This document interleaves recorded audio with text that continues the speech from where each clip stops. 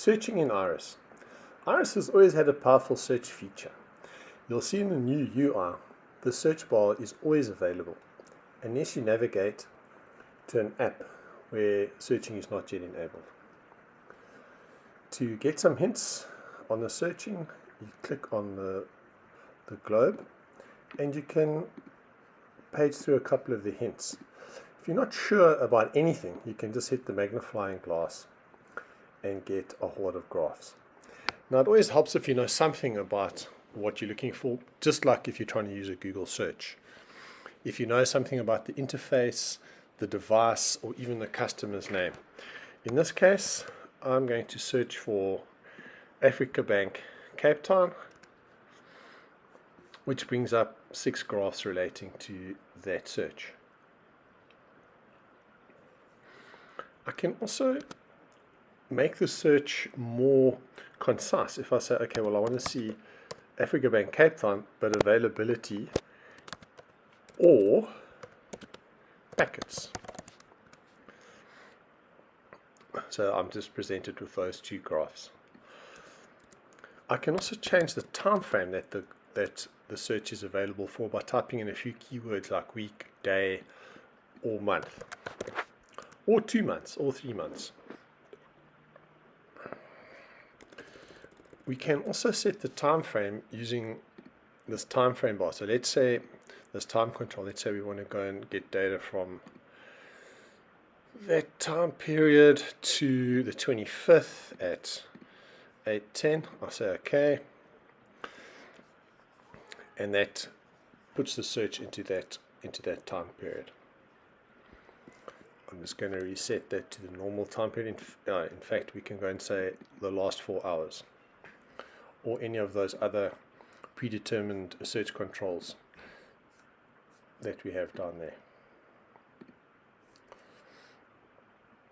While we've got these graphs at the large size on the screen, we can cram a few extra graphs on the screen by using the small control, or a whole lot of graphs on the screen with Sparkline.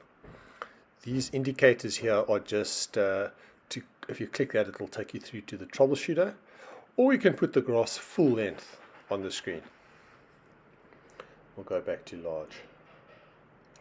Let's look for another device, PE1-CPT.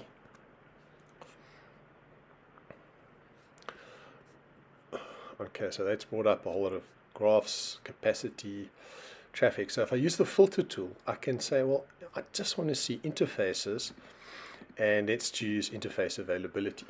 So that is another way to filter the search criteria or limit it in some way.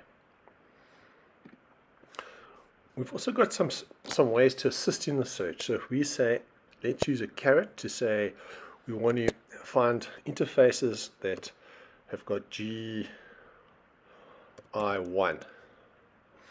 in them, and that brings up all of those. Now we can further, there's one .20, there's one .40. You could say, okay, but we also only want to see the ones that end in .40 by using the dollar signal. As you can see, those interfaces are all with .40. So let's clear those filters and make sure they're clear. And let's look at .sw. Now I know I've got a switch. Our switches are named .sw, but I'm specifically looking for something that I know is on the switch device. This search here will find anything that's got SW in it across interfaces, mnemonics. So I happen to know that there's some graphs called usage. There's 7 graphs called usage that have got the SW in them swap.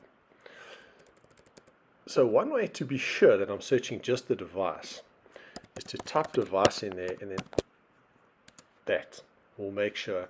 So you see I've got 278 devices in there, and if I look for usage in the search, it doesn't find it because I've excluded it by using the device. If I go back and just search for SW, there's 285 versus the 278 that we had earlier.